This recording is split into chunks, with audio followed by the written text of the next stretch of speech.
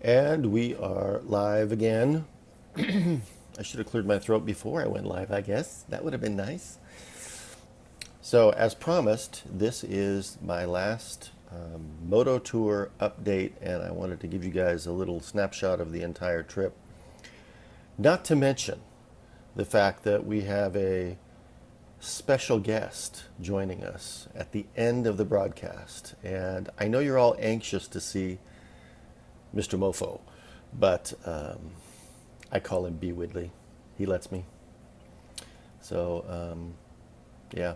But anyway, he's going to make an appearance at the end of my remarks about the Mototour, and I'm sure you'll enjoy what he has to say. He has really touched me with his raplet that he penned expressly for this occasion. So, oops.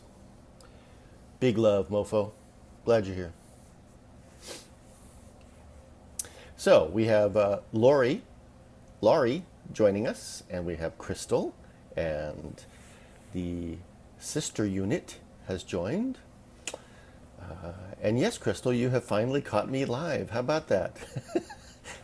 You see, I scheduled this for the afternoon so that no one would know, and you could all see it later on, and I could suffer the slings and arrows of your comments. So anyway, to get right to the broadcast, what I wanted to do today is, yes, sister unit. It's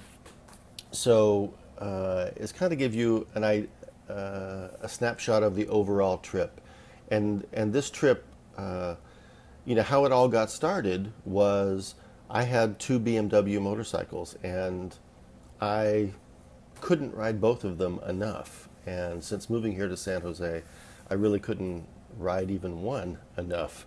So I was looking at options, and Ben and I were talking one day, and he mentioned in a message to me that he and Crystal had talked about getting into riding, and that possibly Crystal would want to learn to ride too. And so this light bulb went off in my head, and I said, "Hey, would you like the RT? And if so, talk it over with Crystal and see if it's okay first. And then if it's okay, then fly out, and we will, and we'll have this great journey." I honestly didn't think that was going to happen, and then he made all the right noises. So, and so we started planning online and on telephone and on Facebook and stuff, and so we just came up with this plan. And then all of the storms came out of the south, and we had flooding in Texas and tornadoes across Oklahoma, and all of these barriers seemed to be in our way. And so my little this is backwards probably to you guys, but I stapled some pages together. This was the first route that I decided we'd go on, and then when weather changed, I had another route, and two more routes.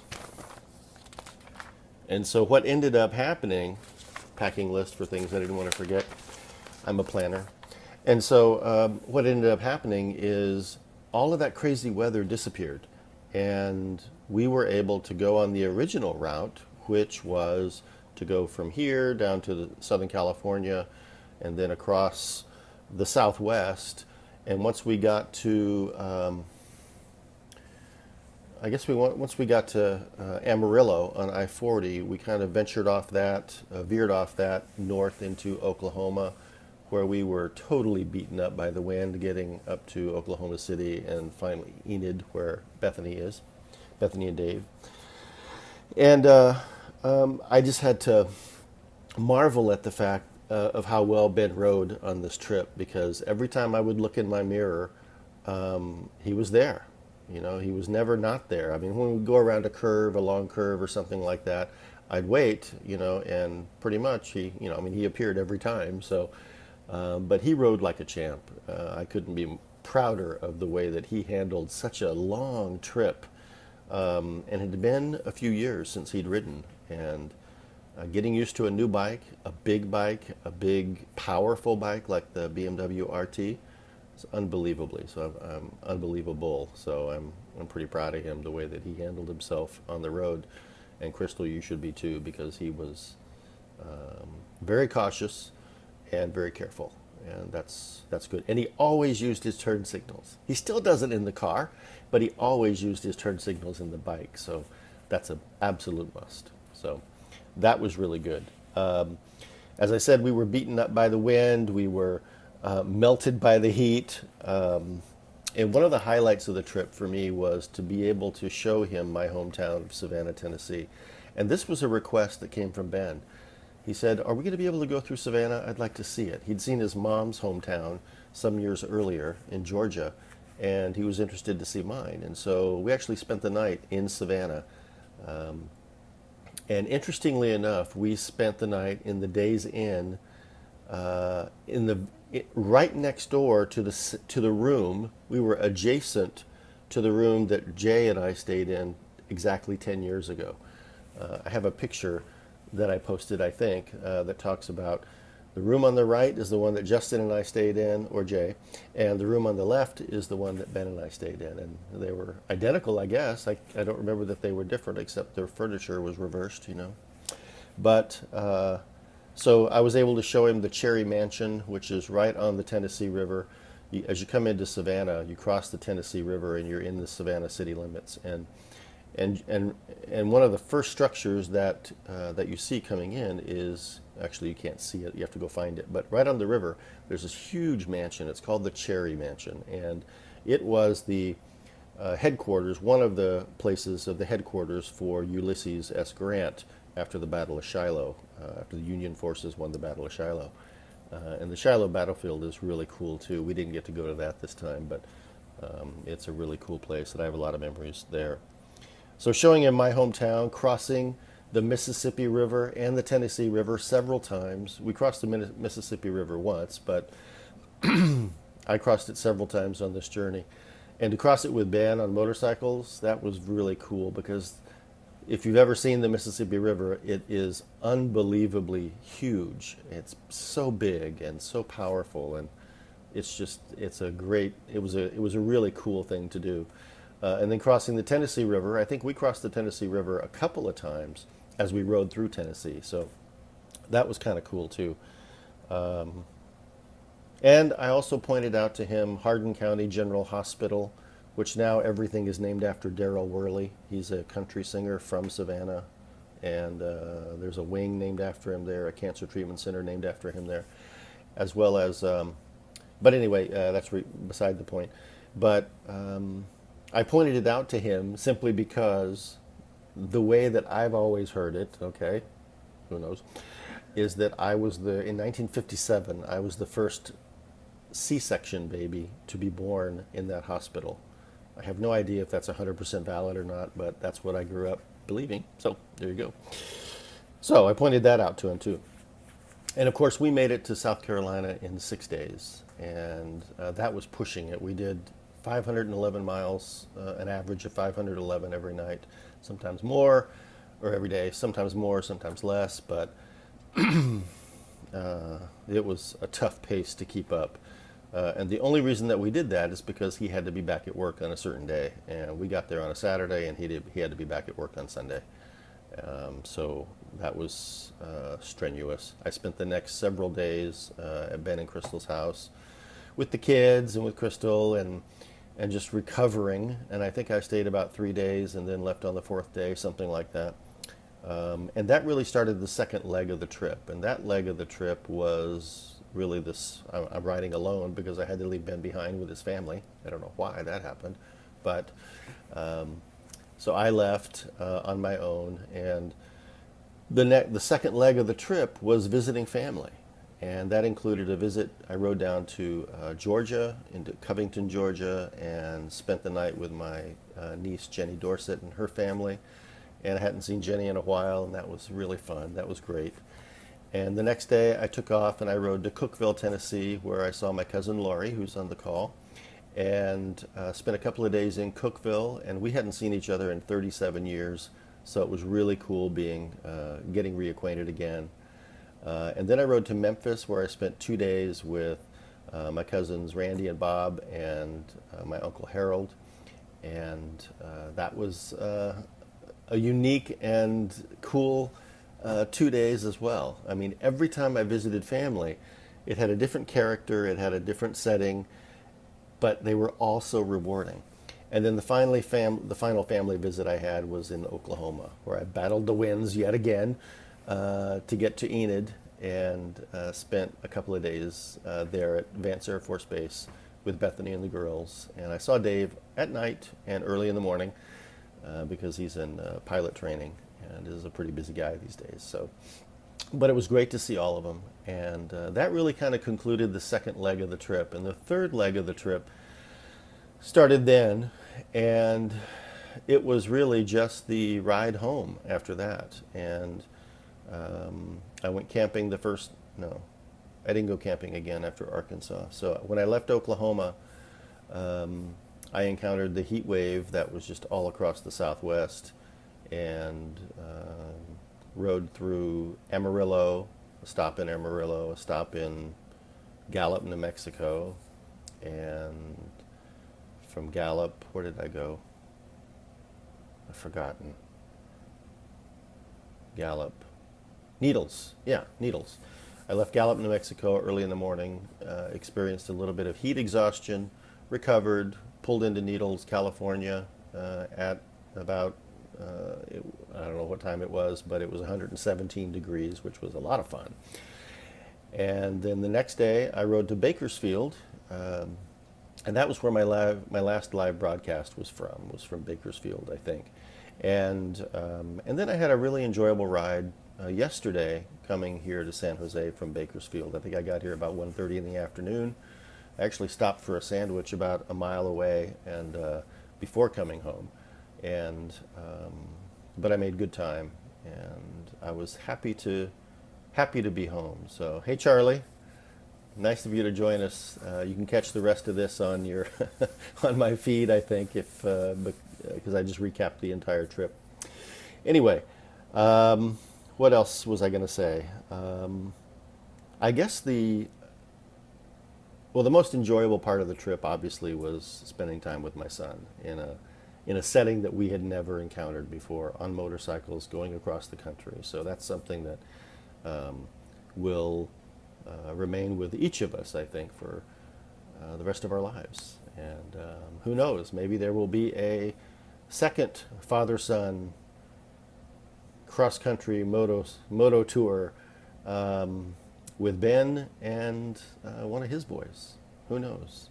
I think I'm done with the cross-country trips, though, so I don't think I have another one left in me, but maybe some smaller trips, definitely. But yeah, so that was the best part of it. So I got home yesterday. I still haven't seen my son Justin, or Jay, and he's over in Santa Cruz, so I do have plans to go over on Friday and see him.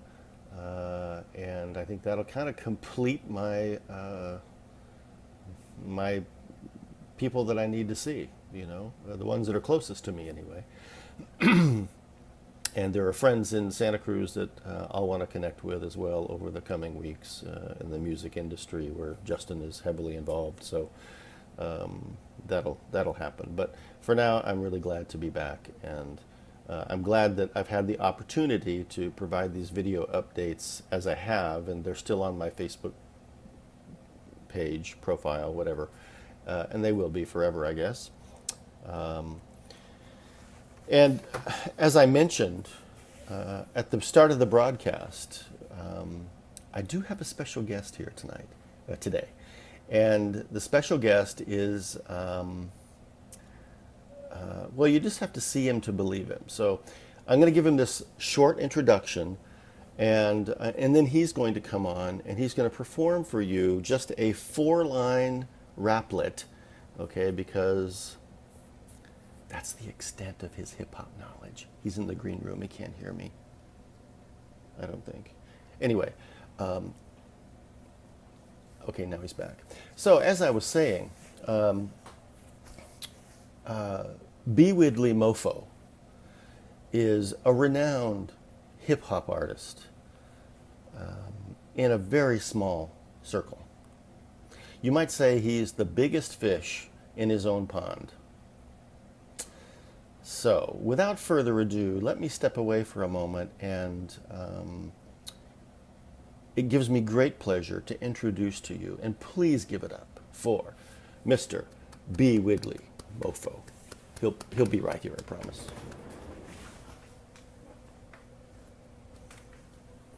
Widdley? Widdley, are you coming? This is your big moment, man. Don't be shy now.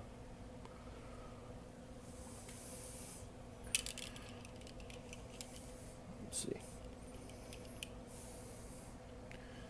You know, Widdley's all about the bling, so I think he's just straightening up his bling right now. So.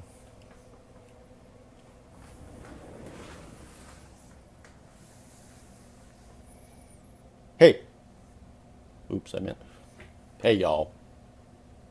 How y'all mofos doing? B. Widdley here. B. Widdley Mofo. Making a special appearance for my man Baz over there. You know, Baz, he crossed this country on a motorcycle. He not only did it once, he did it twice. Gotta fix the bling here. Okay, let's see. There we go. That's good. Gotta keep my style, you know. So as I was saying, my man Baz, he's got some big balls, you know? And I hope this doesn't get me thrown off Facebook, but I gotta say it, you know? So I think I'm gonna perform for you my raplet that I made for Mr. Baz over there.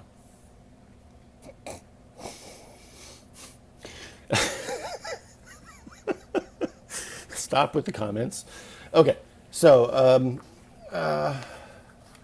I put a lot of thought into this, and I may have borrowed a bit from other artists in the genre when I came up with this raplet, but it involves a tribute to my good friend Mr. Baz over there. So. There might be one word in this, for those of you who are listening with small children, who might be grandchildren. There might be one word in this that has a B at the beginning and an A and then two L's and an S. And if you don't want that word to be heard, then maybe, you know, distract him. But otherwise, I'm going to have to go ahead because, you know, it's part of my expression, my self-expression as a hip-hop celebrity. So here we go. I have no idea where these accents are coming from. Okay. So, regarding my friend Baz over there. Baz over there. Here's my ode to his journey. My man Baz, he's got big balls and I cannot lie. You other brothers can't deny. When you think of a crisscross country ride, it's Baz, he's so fly. Well, that was interesting, B. Widdley. I'm kind of glad that we don't have sound feedback because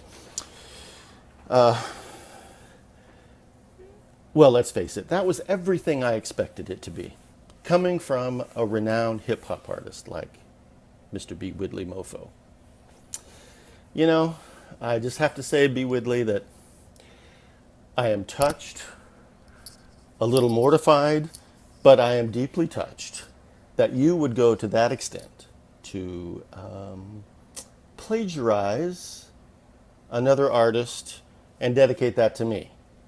So, thank you very much for appearing on this live broadcast, my last live broadcast. Okay. Not long, my sister unit, not long at all.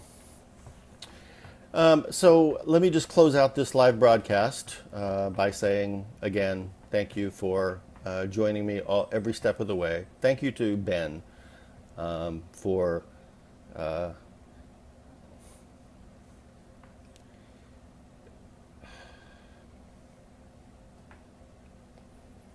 B. Widdley's calling me. Hang on.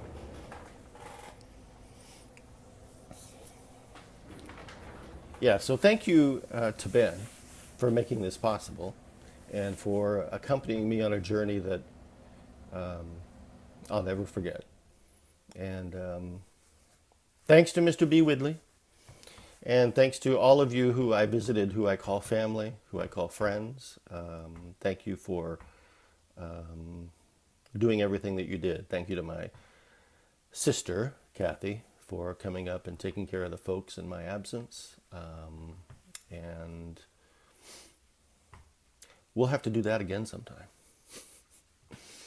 So with that, I'm going to close out these live broadcasts, and I hope you did enjoy this one. I've enjoyed talking to you guys like this. So, but I'd rather do it face to face. This is kind of weird. It's just like one-sided. There should be sound back or something like that. Anyway.